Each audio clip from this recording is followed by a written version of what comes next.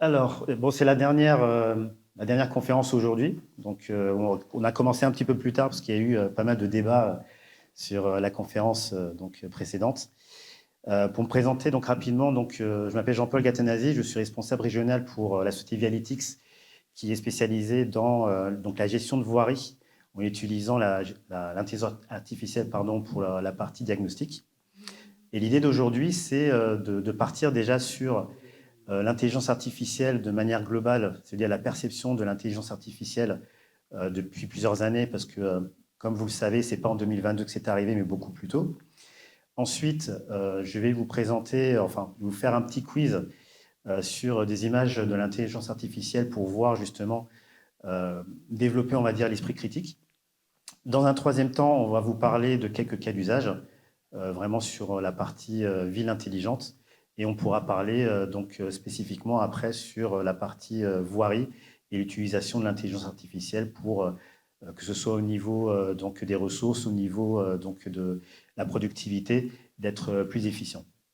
Donc je suis accompagné aussi de Pierre qui, je pense, Je te défie de dire mon nom. Ah, Siemiejoski. Ouais, presque ça. C'est Ça presque va. ça, Ouais, ouais. ça passe. Mais voilà, j'hésitais un petit peu, donc c'est pour ça que je t'appelle Pierre directement. Tu peux m'appeler JP si tu veux. Il n'y a pas de souci. Donc l'idée aussi, c'est que, puisque c'est la dernière conférence, c'est que si vous avez des questions, n'hésitez pas, parce que vous avez déjà participé à un certain nombre dans la journée. Peut-être qu'il y a des questions que vous vous posez, peut-être qu'il y a des craintes aussi sur la partie intelligence artificielle, des questions subsidiaires, d'autres questions que vous pourriez vous poser. Donc l'idée, c'est que voilà, profitez de ces dernières demi-heures, 45 minutes pour poser des questions, on va dire, plus générales, sachant que même l'intervenant de l'ancien conférence est toujours là, donc il pourra même abonder sur pas mal de choses. Donc je vais déjà commencer par, on va dire, une citation du maire de Cannes, David Lisnard. Je pense que je suis assez d'accord avec lui sur le fait que l'intelligence artificielle, c'est très important de savoir ce que c'est. De ne pas être passif par rapport à ça et de savoir justement avoir en fait un esprit critique pour ne pas en être victime. C'est-à-dire voilà, le connaître, savoir l'utiliser pour que ce soit à votre service et pour ne pas que ce soit, on va dire, l'inverse directement. Et pour ça, en fait, il faut savoir une chose, c'est que, alors je ne sais pas si vous voyez bien l'écran, voilà, c'est plutôt bien. L'intelligence artificielle existait déjà depuis plus de 70 ans, déjà depuis les années 50 avec l'IA symbolique. C'est-à-dire qu'il y avait déjà les premières machines comme les ordinateurs ou autres qui utilisaient déjà, on va dire, de la programmation. Donc, c'était déjà considéré comme de l'intelligence artificielle. Et les gens avaient déjà commencé déjà à avoir peur aussi de cette technologie dans le sens où il y avait l'industrie qui se développait et beaucoup d'autres choses. Ensuite, il y a eu l'intelligence artificielle faible, c'est le développement plus des algorithmes. Ce sont par exemple, tout ce qui est reconnaissance vocale, tout ce qui est moteur de recherche. Ce sont des applications qui ont été développées, pas forcément visibles du grand public dans les années 80, parce que c'était vraiment une élite. Ça pouvait être l'armée ou des grosses sociétés qui avaient accès à ça. Mais ils utilisaient déjà l'intelligence artificielle, c'était déjà présent aujourd'hui. Ensuite, 2022, grosse révolution. L'IA générative, je pense que vous connaissez tous ChatGPT, mais il y a énormément d'autres applicatifs qui ont été développés. C'est vraiment une révolution dans le sens où d'un moteur de recherche, par exemple comme Google, où vous cherchez quelque chose et n'êtes pas sûr de le retrouver, l'IA générative permet, par exemple, vous prenez une photo de votre frigo et vous savez ce que vous pouvez faire comme recette de cuisine à la fin de la journée. Donc c'est vraiment une grosse avancée, on va dire, entre la recherche passive et le fait d'avoir accès à des informations directement. Et justement, sur ce sujet-là, moi, je m'interroge, c'est quand on voit que Amazon va lancer son Alexa Plus, en fait, qui est justement Alexa, qui est boosté, en fait, justement, à l'IA pour avoir justement des réponses beaucoup plus pertinentes et poussées grâce justement à l'ajout de l'IA à ce moment-là au niveau de l'IA générative, justement. Tout à fait. Il faut savoir que ce soit Amazon, que ce soit Google, ils avaient déjà développé des applications justement d'intelligence artificielle. C'est juste que ce n'était pas accessible en fait au grand public. Et surtout, il n'y avait pas de filtre, c'est-à-dire qu'on pouvait mettre absolument tout ce qu'on voulait. S'il fallait insulter quelqu'un, s'il fallait avoir des applicatifs pour, on va dire, faire du mal à autrui, c'était quelque chose qui était disponible. Et là, ce que tu es en train de me dire, c'est que c'est juste une course en fait à la technologie de choses qui étaient déjà présentes. Donc en fait, on s'inquiète de choses parce qu'il y a énormément, on va dire, d'améliorations ou autres. Mais encore une fois, à partir du moment, en tout cas en tant que personne directement, si vous faites preuve de discernement et d'esprit critique, surtout si vous le développez, ça vous permettra de vous dire, voilà, est-ce que c'est quelque chose qui va vous servir, est-ce que c'est quelque chose qui va servir à la société, etc., etc. Donc c'est vraiment, on va dire, une recherche individuelle, mais aussi collective, qui est importante pour vraiment que l'intelligence artificielle soit à votre service. Là, on parlait de 2022. Alors, 2027-2030, on est sur l'IA forte ou générale. Je ne sais pas si vous êtes au courant, mais depuis pas très longtemps, ChatGPT a développé ce qu'on appelle des agents. Donc, en fait, c'est une façon d'avoir un ChatGPT autonome. C'est-à-dire qu'il va pouvoir, par exemple, prendre des billets d'avion à votre place, répondre à des emails à votre place, etc. C'est pas encore vraiment à 100% fiable. Des fois, ça part un petit peu dans tous les sens. Mais voilà, ça fait partie des évolutions qu'on a aussi au niveau de ChatGPT, qui permettra à des gens de pouvoir être, on va dire, d'avoir des assistants directement par la suite. Donc là, on a mis 2027-2030 parce que c'est à peu près l'estimation sur le fait qu'on arrive à cette technologie-là. Mais bien évidemment, il y a en interne, encore une fois, des Google ou autres qui ont déjà ça en interne. Et ensuite, 2040, bon, on n'y est pas encore, hein, c'est assez loin, c'est très spéculatif, mais en fait, on n'en sait rien de ce qui va se passer à ce moment-là parce que la technologie, en fait, évolue depuis si vite, chaque année. Si, par exemple, on prend l'exemple des images génératives, auparavant, quand on voulait, par exemple, imiter le visage, par exemple, d'un homme d'État, etc., en fait, c'était un peu plus la peinture de Picasso qu'on voyait, ça ressemblait pas du tout. Et aujourd'hui, c'est hyper bluffant. Et en quelques mois, déjà, ils ont réussi à faire justement le progrès en quelques mois pour arriver justement à une certaine productivité et à certains résultats. Donc, 2040, est-ce que l'intelligence artificielle va être plus performante que nous? Probablement. Et c'est là qu'il va falloir réguler pour être sûr de ne pas justement être esclave de ça. Non, c'est bon. À la limite, un made in humain ou à la limite en fait, marqué sur les produits culturels qui va être mis à disposition du grand public. C'est déjà le cas, par exemple, sur Amazon avec les livres. C'est-à-dire que déjà, on commence déjà à faire des livres en entier avec ChatGPT. On commence déjà à demander au niveau général d'expliquer qu'il y a une IA, comme on peut dire que sur une personne, par exemple, ça a été photoshopé, par exemple, que la personne n'est pas réelle. En fait, il y a... Aujourd'hui, au niveau juridique, c'est encore très difficile en fait de pouvoir le globaliser parce que c'est au niveau mondial. Il y a beaucoup d'études, beaucoup de gens, on va dire, de bureaux juridiques qui sont en train de faire ce travail-là. Mais oui, effectivement, c'est un très bon point. C'est un encadrement qu'on devra faire en fait au jour le jour pour être sûr en fait de ne pas perdre complètement le contrôle. Surtout qu'on a en plus une concurrence américaine, chinoise, on va dire, de pays qui ont peut-être moins de règles que nous et qui vont aussi beaucoup plus vite. Donc voilà, ce sera quelque chose à surveiller. Alors, moi, je voulais faire un petit exercice. Toi, tu es un peu plus près, donc tu pourras voir. Je pense que les autres, vous pouvez le voir aussi. L'idée, c'est de savoir si l'image est une IA ou si c'est une image générée tout simplement par un photographe. Donc la première photo, donc vous voyez une route. Qui pense dans l'audience que c'est une IA? Levez la main. On lève la main pour ceux qui pensent pour l'IA. Donc le reste, c'est pas l'IA. Ok. À ceux qui ont dit l'IA, vous avez raison. Donc c'est effectivement une IA. En fait, si on regarde de plus près la photo, on peut voir en fait les arbres qui sont sur la gauche, qui ont une forme, on va dire un peu bizarre. C'est-à-dire que le tronc est en forme de V. Et les autres troncs d'arbres qu'on voit un peu plus vers le fond, c'est une copie en fait du tronc d'arbre qu'on voit en premier plan. Donc ça, c'est des petits détails en fait qui permettent pour vous de voir que c'est pas justement une véritable image. On va prendre un deuxième. Donc c'est une personne qui est sur la plage. Est-ce que c'est alors qui pense que c'est une photo réelle? Levez la main. Ok, donc le reste pour vous c'est donc une intelligence artificielle. Pourtant c'est une vraie image. Ça a été pris d'un drone par un photographe assez connu qui s'appelle Anton Petrus. Et c'est vrai que ça peut porter à confusion, parce que quand on voit les arbres, l'ombre des arbres, on peut penser que voilà, c'est faux. Il y a peut-être un peu de Photoshop, et c'est peut-être ça aussi qui porte un peu à confusion. La troisième, donc un beau chien sur la route. Vous pensez que c'est une IA ou pas? Est-ce que c'est une IA? Levez la main. Le diable se cache dans les détails.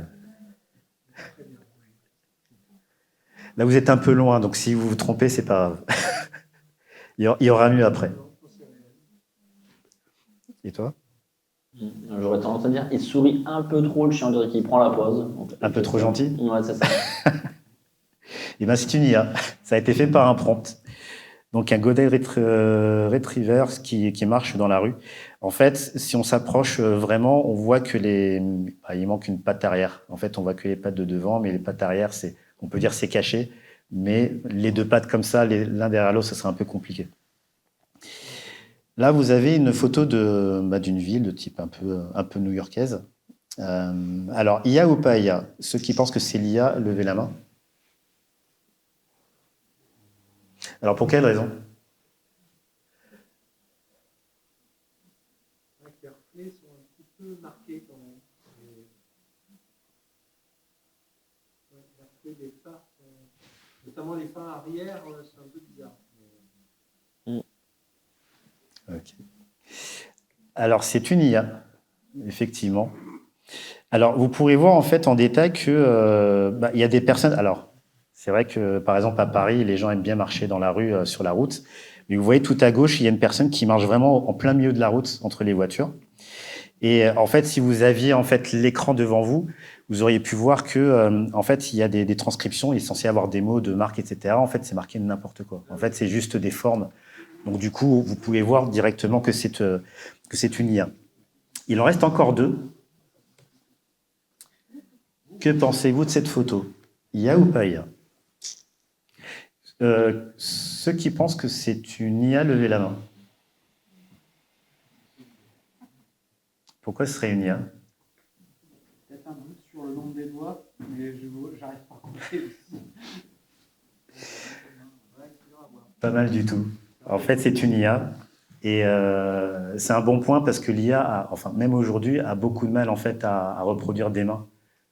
Donc là, en fait, la fille, elle doit avoir 12 doigts et le monsieur, c'est des tentacules qu'il a à la place des doigts quasiment. Si vous le voyez de plus près. Ça arrive aussi en vrai. Une chanson change bien sur la place à Paris ou sous les ponts, ceux qui picolent un peu trop, ils ont des mains pareilles. C'est pas faux, c'est pas faux. Mais là, du coup, voilà, c'est vraiment... Et même si vous voyez en fait le plan des plantes à droite et à gauche, vous voyez qu'en fait, il y a une sorte de disparité qui fait qu'on a l'impression qu'il y a un ajout. Et ça, voilà, c'est vraiment en observant qu'on peut voir ça. Et une petite dernière. Donc, IA ou pas IA? Bien évidemment, c'est une IA. Mais vous voyez que c'est vraiment très bien fait.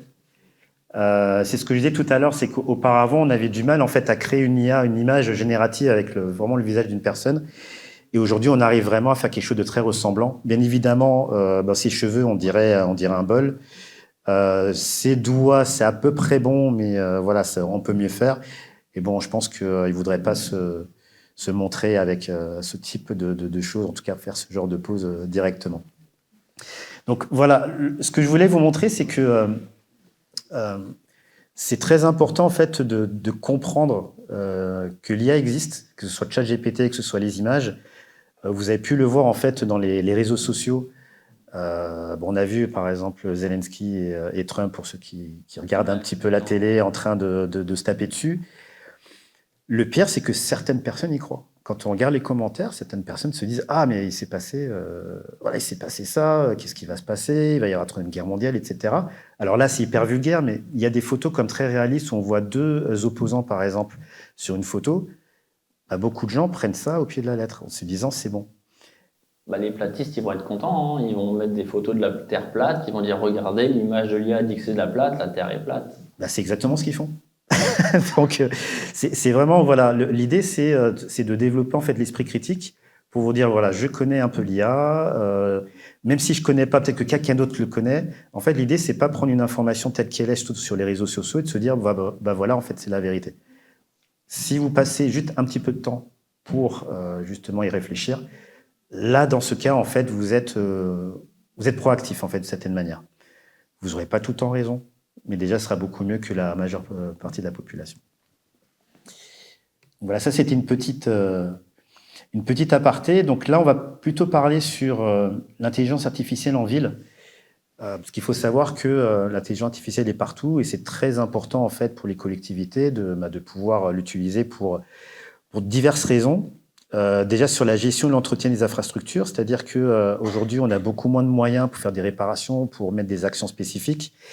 Et on a besoin de savoir où mettre l'argent, surtout pour éviter d'avoir à dépenser beaucoup plus par la suite. Il y a aussi l'histoire des mobilités de gestion de trafic. C'est un peu comme une sorte de météo, mais cartographique, où on peut, on va dire, étudier le flux justement des embouteillages, le flux de personnes, le flux de vélos, etc., etc. Donc, l'idée aussi, c'est de pouvoir changer les infrastructures en fonction, on va dire, des bouchons ou des problématiques que vous pouvez avoir. Il y a la sécurisation et prévention des risques. Typiquement, ça peut être les caméras de télésurveillance pour aller capter des dangers, pour aller capter des problématiques. Et c'est important. En fait, c'est quelque chose qui se développe de plus en plus et qui, je pense, pourrait éviter, on va dire, beaucoup de problèmes par la suite. Ça pourrait également servir pour tout ce qui est les inondations qu'ils ont connues pas mal de villes en France, justement, d'avoir la capacité, grâce à l'IA, justement, d'avoir des extrapolations de données qu'on a actuellement et de voir l'évolution sur plusieurs années, justement, des différentes crues qu'il peut y avoir pour anticiper au maximum et prévenir la population en amont des risques d'inondation. C'est exactement ça. D'ailleurs, Météo France utilise l'intelligence artificielle par rapport déjà à ces données déjà auparavant, mais aussi de la spéculation, comme tu disais, par la suite. Donc ça, c'est super important. Il y a aussi la gestion des déchets. J'ai une personne qui m'avait posé la question, je crois qu'elle est pas là. Donc il y a un exemple en fait d'une société qui fait du tri de déchets et qui, en fait, son quotidien, c'est la pénalité, parce qu'en fait, les déchets ne sont pas forcément bien répartis. En fait, une caméra est capable directement de pouvoir dire, en fait, cet endroit-là, c'est pas bon, il faut le changer, etc. Et ça permet déjà d'économiser de l'argent en fait pour cette société-là, et aussi au niveau environnemental de pouvoir être beaucoup plus efficient. Il me semble que c'est ce qu'ils ont lancé en expérimentation au pays de l'Imbre. En fait, ils ont des caméras qui filment les camions bennes pour être en capacité d'identifier les déchets quand ils sont mal redirigés dans tel camion, pour privilégier justement le fait de trier le camion-là avant de partir à des décharges, pour éviter justement d'avoir des pénalités. C'est peut-être la même société dont on parle, peut-être. C'est peut-être ça. Donc ça, c'est super. Et après, il y a aussi donc la relation aussi donc avec le citoyen. Donc c'est déjà pour les démarches administratives, pour les simplifier. Parce que vous savez qu'aujourd'hui, on a de plus en plus accès au site internet pour pouvoir faire toutes les démarches de manière beaucoup plus objective. Et aussi la communication avec les citoyens pour, on va dire, certaines choses, que ce soit pour la sécurisation de la ville, où vous pouvez, en fait, de manière objective aussi communiquer avec eux, que ce soit entre les élus et directement les citoyens. Je vais vous montrer quelques cas d'usage, justement. Donc là, on parlait justement de flux. Là, en fait, il y a une société suisse qui analyse donc tous en fait, la propreté de la ville. C'est-à-dire qu'ils mettent des capteurs en fait sur des véhicules. Ils passent sur toute la ville. Ils peuvent voir en fait les endroits où il faut intervenir. Ils sont capables en fait vraiment d'aller dans les détails jusqu'au mégot de cigarettes. Donc ça permet vraiment d'être efficient. Encore une fois, les gens ils ont beaucoup moins d'argent. Il faut savoir à quel endroit y aller et d'éviter en fait de dépenser 3 ou 4 fois plus, parce que en fait on est hors de contrôle et qu'il y a des problématiques par rapport à ça. J'imagine que dans ce cas de figure-là, l'IA est embarquée directement dans la caméra, plus ou moins, et l'image n'est pas exploitable derrière par un humain, surtout s'ils font le tour de Genève comme ça. Il y a quand même des banques et des bijouteries assez sympas. On ne sait jamais. Tout à fait, c'est exactement ça. Ensuite, il y a aussi la sécurisation des travaux publics. Là, je ne sais pas si vous voyez, en fait, c'est une sorte de caméra qu'on met sur un chantier. Donc, pour la sécurité, en fait, on va dire des ouvriers, c'est-à-dire que par exemple, si une personne s'approche un peu trop d'un trou, en fait, il va y avoir une alerte en disant, il faut s'éloigner, etc. Ou si la personne, par exemple, utilise un outil sans mettre de gants, enfin, c'est une sorte de checklist en fait de sécurisation donc de la personne, ce qui évite vraiment ce qui évite de beaucoup les accidents de travail, parce que c'est vraiment un fléau aujourd'hui. Il y a tous les jours en fait énormément d'accidents de travail dans les travaux publics, soit dans l'immobilier, que ce soit aussi sur les routes. Et en général, les accidents de travail, c'est pas le petit doigt qui est cassé, c'est vraiment ça va très très loin. Je vous ai vu faire un petit truc, c'est peut-être au niveau juridique, c'est ça? Oui. Au niveau de la privacy, quand même, ça pose des questions. Tout à fait. Moi, j'aimerais pas qu'on me dise ouais, t'as oublié de mettre ton gant pour prendre ta scie, quoi. Ça m'énerverait, je pense. C'est là où on a besoin vraiment aussi de communiquer avec déjà les sociétés, que le management aussi arrive à communiquer avec ses employés. Et c'est vrai qu'on en parlait tout à l'heure, c'est qu'au niveau juridique, on a beaucoup de mal à suivre les évolutions de l'IA, parce qu'en fait, c'est quasiment tous les jours qu'il y a des nouveaux cas d'usage. Donc, j'avais parlé justement avec le gérant de cette société-là. Ils sont en train de voir justement avec des avocats pour être sûr qu'ils puissent continuer en fait à développer cette partie-là. Il y a le juridique et il y a l'acceptabilité. Et l'acceptabilité, effectivement. Et encore autre chose, parce que les gens, ils n'aiment pas trop, voilà. Surtout sur des aspects sécurité.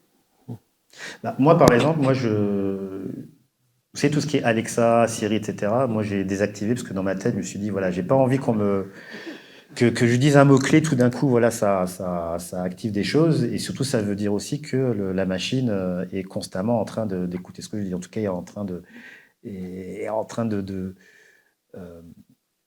réagir d'une certaine manière, en fait, à ça. J'imagine une Alexa caméra qui te regarde chez toi et qui, quand tu te baisses pour prendre un colis et que tu ne te baisses pas en pliant les genoux, mais en pliant la colonne vertébrale, te dit attention, vous allez vous faire mal. Je pense qu'au bout d'un moment, c'est exactement ça. C'est un très bon cas d'usage. Non, mais ça, c'est très bonne illustration. On en parlait ce matin avec un intervenant qui avait dit que ChatGPT était mis à disposition donc de ses citoyens. Et justement, là, vous avez l'exemple d'Arcachon qui met à disposition ChatGPT via le site de la ville. Donc, en fait, ils ont juste à rentrer un numéro pour prouver qu'ils sont citoyens en fait, de la ville. Ils peuvent utiliser ChatGPT. Donc, ça aussi, voilà, c'est des collectivités qui veulent faire entrer l'IA pour justement évangéliser aussi leurs citoyens. Et donc, on a aussi la supervision. Alors ça, c'est vraiment une société vraiment d'ingénierie, parce qu'ils ont beaucoup de cas d'usage, où l'idée, c'est tout ce qui est sécurisation. Donc, ça peut être pour la sécurité, ça peut être pour le flux. Voilà, ce sont des capteurs qui vont, on va dire, analyser un certain nombre d'informations liées à la ville et à la sécurisation de la ville. Et enfin, il y a aussi donc, l'IA appliquée à la gestion des routes. Alors, peut-être que certains sont déjà allés sur notre stand. Donc l'idée, c'est de pouvoir justement analyser en fait tout ce qui est dégradation, donc des chaussées, que ce soit des nids de poules, que ce soit des fissures, etc., avec l'intelligence artificielle via une caméra directement embarquée. Pourquoi justement une société comme Vialytix existe, c'est que l'état des routes est en train de se dégrader à vitesse grand V, et surtout les collectivités ont beaucoup moins de budget, et aussi au niveau du personnel. Le personnel n'est pas forcément renouvelé, et donc on a moins de ressources humaines pour faire plus avec une route qui se dégrade de plus en plus vite. Donc pour information, la France avait les meilleures routes du monde en 2012. Et en 2019, je n'ai pas encore les statistiques pour 2024-2025. Mais déjà en 2019, on était déjà 18e. Alors 18e, vous voyez l'état des routes aujourd'hui. Je pense que personne n'est content. Les citoyens ne sont pas contents et on est 18e. Donc on sait que si jamais on ne fait pas quelque chose justement, sachant qu'on n'a pas forcément les budgets aussi pour pouvoir être proactif, forcément, en fait, les dégradations vont s'accélérer. Et pour information, donc c'est à 20% sur les routes nationales que les routes sont en mauvais état, et à 10% sur les routes départementales. Et comme je vous disais, en fait, la notion de debris, c'est de se dire que si vous ne faites pas de prévention, c'est un peu comme quand on s'occupe de sa propre santé. Si vous ne faites pas de prévention sur votre propre santé, une fois que vous tombez malade, c'est là que voilà, vous allez avoir beaucoup de problèmes, ça va coûter beaucoup plus cher. Donc pour la route en général, c'est entre 3 et 4 fois plus si jamais vous ne faites pas de prévention. Tu voulais te poser une question ? En fait, oui, parce qu'en fait, Je trouve que c'est le fait de pouvoir identifier justement la déformation des chaussées, l'état des routes, c'est primordial en fait pour l'état justement des villes. Mais qu'en est-il du niveau rural en fait? C'est-à-dire que bon là je suis dans la métropole, il n'y a que des villes. Moi perso j'habite à la campagne. Les routes, il faut un tracteur pour passer. C'est des fossés qui sont en plein milieu de la route. Hein, et là, est-ce que dans la ruralité, il y a des demandes, des besoins réels qui sont identifiés justement dans ce domaine-là? En fait, il y a plusieurs points dans la réponse que je vais te donner.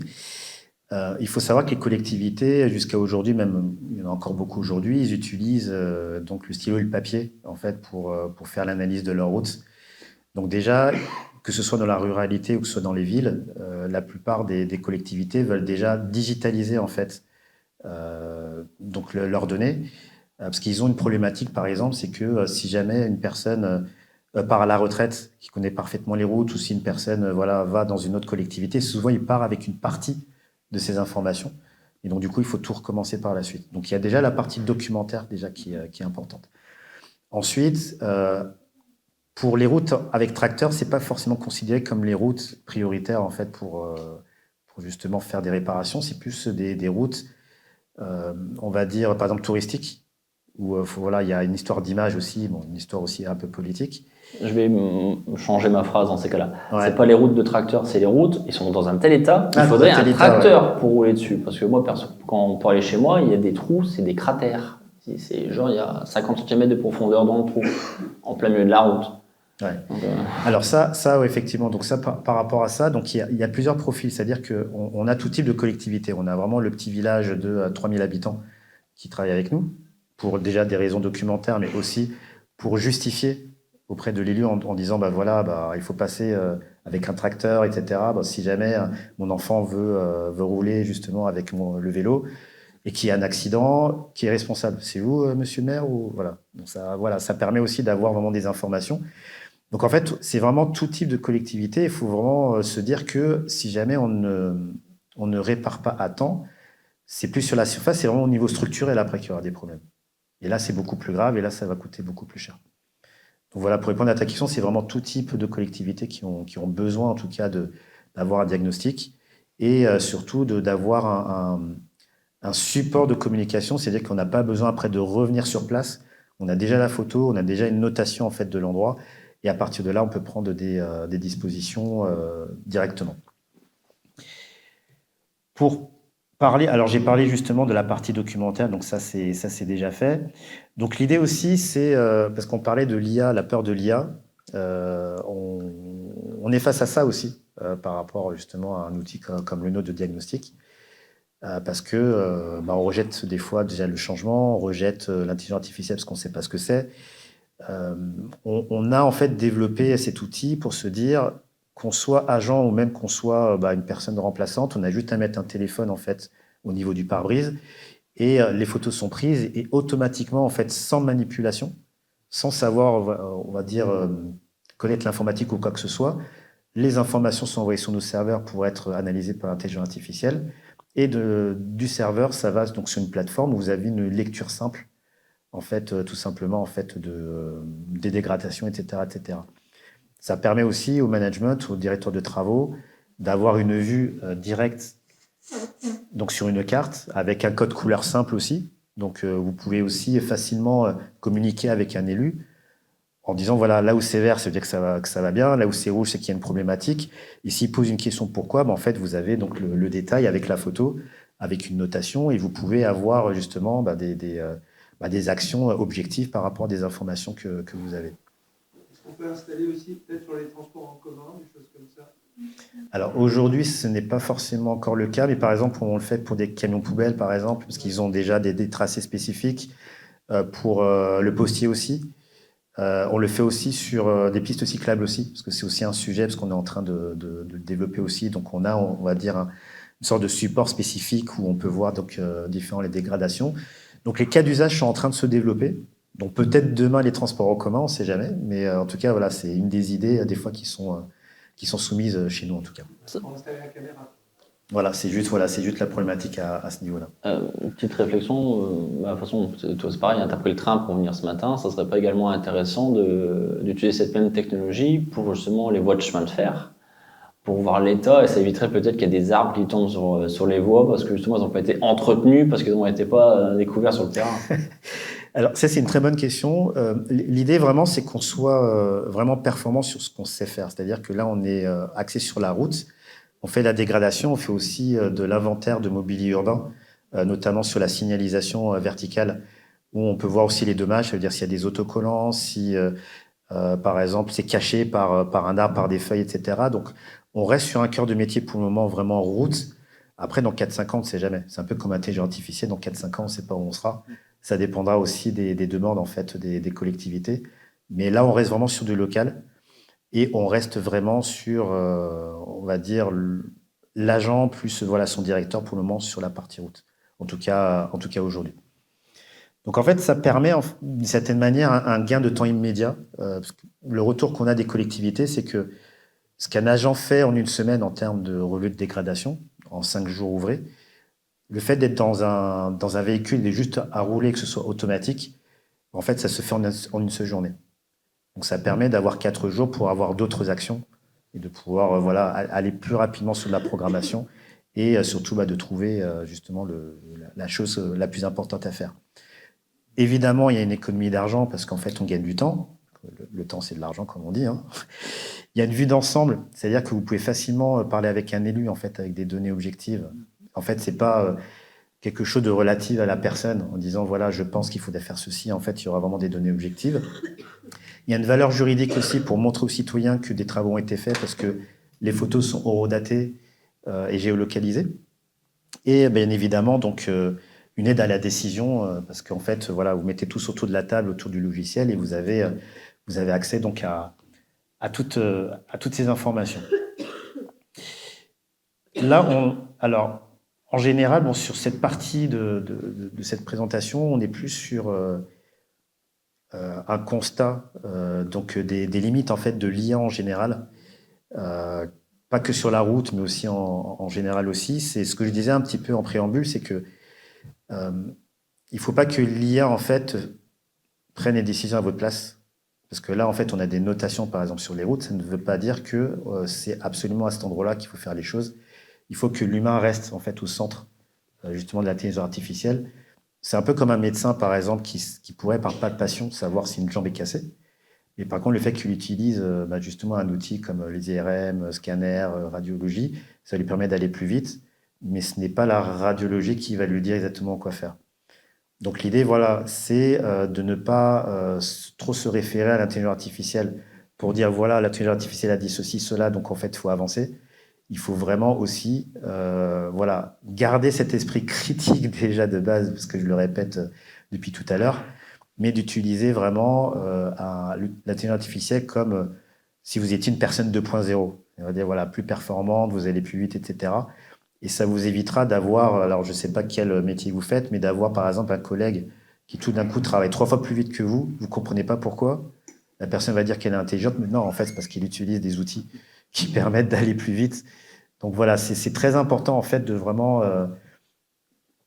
faire preuve de discernement et vraiment de prendre le temps aussi justement de réfléchir et de faire en sorte que l'IA soit dans votre vie, ne remplace pas comment vous devez penser, mais en même temps, voilà, savoir l'utiliser pour vous, comme si vous domestiquiez en fait l'IA, un peu comme ce qu'avait dit en fait le maire de Cannes en premier slide. C'est un constat qu'on peut faire depuis le début de la journée. Hein, les différentes interventions sont à peu près sur le même credo. Hein. C'est vraiment comme quoi c'est un simple outil, l'IA comme un autre, il faut juste l'apprivoiser et l'appréhender et surtout être très critique sur les résultats que va donner l'IA pour garder sa technicité d'humain et de comprendre comment le mettre en application avec les données et le temps qu'il nous a fait gagner. C'est exactement ça. C'est comme je disais en fait quand on parlait de l'IA depuis les années 50 avec l'arrivée des ordinateurs, c'est-à-dire que l'ordinateur ne faisait pas les choses à votre place, c'est-à-dire qu'il vous permettait d'aller plus vite, d'être plus fiable sur certaines choses. Après, effectivement, l'ordinateur peut aussi réfléchir par soi-même sur certaines applications. Mais l'idée, voilà, c'est que nous, en tant que personne déjà individuelle, c'est déjà d'avoir cette culture-là. Et après, au niveau équipe aussi, c'est de savoir comment optimiser les choses et de pouvoir avancer. D'ailleurs, j'avais une question justement pour toi qui étais là depuis ce matin. Comment les gens ont Est-ce que tu as l'impression qu'entre le début de la journée et maintenant, il y a peut-être eu un changement, on va dire, sur les personnes qui étaient dans les différentes conférences que tu as senti, voilà, des gens rassurés ou peut-être des gens un peu plus inquiets? Comment tu as ressenti les choses? En tout cas, être rassuré ou pas, on va leur demander juste après, hein, ils vont pouvoir nous répondre. Mais en tout cas, j'ai trouvé que les gens ont trouvé ça intéressant. En tout cas, ça les a intéressés, ça a un peu ouvert leurs esprits sur l'IA, ça leur a fait comprendre un peu plus les tenants et les aboutissants de qu'est-ce que l'IA réellement, parce qu'ils étaient uniquement abreuvés de ce que peuvent dire les médias sur ce sujet-là, hein, sachant que les médias ont une vision très spécifique de l'IA. Hein. Ils critiquent un peu trop facilement cet outil sans vraiment avoir les connaissances pour répondre et expliquer ce que c'est. Donc ça, je crois qu'on peut considérer que c'est acté aujourd'hui, que les gens, en tout cas présents ici, ont récupéré en fait cette besoin de connaissances et d'explications dessus. Et ensuite, justement, c'est à vous quand vous posez la question, est-ce que vous sentez un peu plus rassuré sur qu'est-ce que l'IA et sur l'usage de l'IA que peut avoir dans les différents métiers qui sont les nôtres? Ou pas du tout, si vous êtes tellement terrifié que vous allez fuir après, hein. Ça marche aussi. Hein. Est-ce qu'il y en a certains parmi vous qui... est-ce que vous êtes là déjà depuis ce matin et que vous avez participé aux conférences déjà depuis 9 heures? Voilà. Vous, par exemple, qui me regardez, si ça ne vous dérange pas, juste madame en blanc, si vous le voulez bien. Est-ce que vous aviez... Excusez-moi, je vous ai choisi, hein, c'est parce qu'en fait, je vous voyais acquiescer, donc du coup, je me permettais de vous poser la question.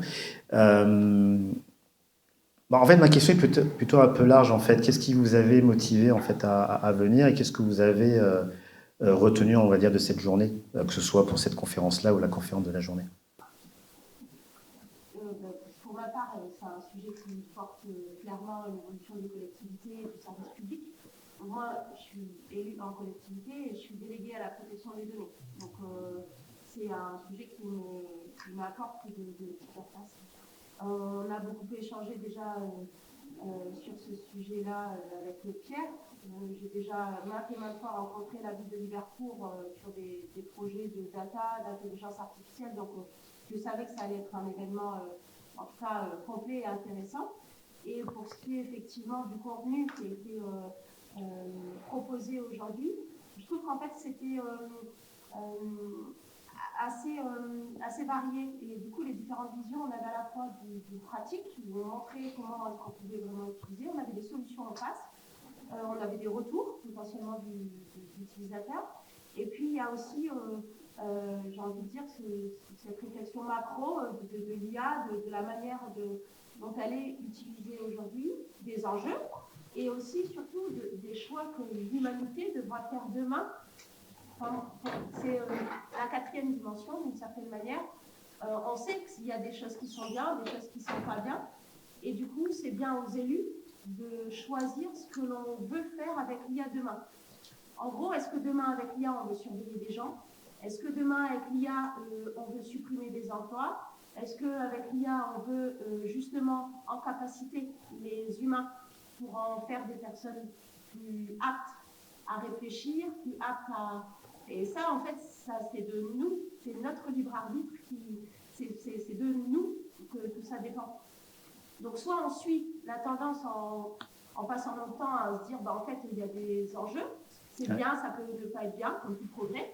Ou soit on se dit, en fait, face à ça, qu'est-ce qu'on veut véritablement faire? Donc, il y a pas mal de solutions qui existent et qui sont très bien déjà pour l'optimisation, effectivement, de la voirie, gagner du temps. Ça, c'est déjà un premier point. Par contre, si on veut être un peu plus prospectiviste, c'est de se dire, en fait, finalement, quelle IA ou face aux risques et aux enjeux, comment est-ce qu'on souhaite utiliser l'IA demain? Et ça, je pense que c'est encore un autre aspect plus important pour l'humanité. Merci pour cette réponse très claire et très complète. Merci. Une autre question pour Pierre. Bon, je me transforme en intervieweur pour les 5 dernières minutes. Après, si quelqu'un a envie de dire quelque chose, n'hésitez pas. En fait, pendant la journée, j'ai eu souvent cette réflexion de la peur du changement, de se dire, voilà, il y a l'IA qui arrive, Voilà, on n'est pas trop au courant. On a une population naissante aussi dans les collectivités, des personnes qui vont à la retraite dans pas très longtemps, donc c'est un peu difficile aussi de les évangéliser. Je voulais savoir si tu avais eu justement des personnes qui t'ont posé cette question-là pendant les plénières précédentes. En tout cas, voilà, est-ce que tu as eu plus de réponses aujourd'hui par rapport au fait que tu es... faut pas oublier que c'est Pierre qui a donc créé cet événement, parce que tu avais un but principal justement d'évangéliser l'IA pour que les gens n'aient pas peur. Justement, je voulais avoir un peu je voulais en profiter de passer aujourd'hui pour te poser cette question-là. Merci pour la question. Là, aujourd'hui, on est encore dans le show de l'événement, donc on a encore les gens qui sont dans la découverte, dans l'appropriation justement des différentes sources d'informations qui ont été proposées, que ce soit au niveau des conférences ou au niveau des ateliers, ce qui permet deux choses différentes. C'est deux approches différentes au niveau de la découverte. Les ateliers étant des choses qui sont un peu plus pratiques, on va dire, où les gens peuvent parler, expérimenter, tester, découvrir à proprement parler. Les conférences sont un peu plus dans le mode se poser, réfléchir, écouter les différents intervenants qui ont pu exposer leur point de vue, parce que ça reste un point de vue que chacun a le sien sur les différents sujets. Après, est-ce que ça pourrait aujourd'hui faciliter, en tout cas diminuer un peu la crainte que les gens ont de l'IA? J'aurais tendance à dire qu'on verra ça demain. Globalement, les gens vont digérer l'information, vont essayer de se l'approprier, ils vont essayer de la retourner, de la tester pour voir justement, selon eux, comment l'IA vont avoir un impact pour eux-mêmes, d'un point de vue personne. Déjà, il s'avère que les gens disent « oui, moi l'IA jamais », et pourtant chez eux, ils l'ont déjà. Que ce soit à plusieurs niveaux d'usage de l'IA, j'ai dit tout à l'heure en rigolant, Siri, j'ai parlé d'Alexa et compagnie, mais c'est déjà des brilles d'IA qui sont déjà fonctionnelles derrière. Ou quand ils se servent d'outils de traduction, c'est des IA désormais qui font toutes les traductions de langage qu'il peut y avoir sur le sujet, à tel point qu'elles sont même plus performantes que certains traducteurs dans certaines situations. Donc, et même par exemple un outil qui est très concret, c'est par exemple des outils comme Duolingo, des outils comme ça qui permettent l'appropriation du langage ou d'une langue. C'est des outils en fait qui fonctionnent avec des bribes d'IA à chaque fois pour faire fonctionner le système. Donc je me dis que les gens, ils ont une crainte de l'IA parce qu'on la donne, cette crainte. On leur dit ouais, faites attention à l'IA, ça va faire ça, parce que donc après il faut plutôt être rationnel et se dire actuellement ça va. Demain, il faut faire attention et justement s'acculturer, comprendre et maîtriser cette technologie. Donc, je répondrai ça. Et pour est-ce que demain elle sert mieux? On verra ça demain. Super. Est-ce qu'il y a des questions, que ce soit au niveau général ou que ce soit aussi au niveau de l'IA appliquée à la voirie? Est-ce que tout est clair pour vous? Pour moi, c'est bon. En tout cas, merci pour l'invitation. Merci d'être présent, d'avoir été participé. Voilà. Merci à vous.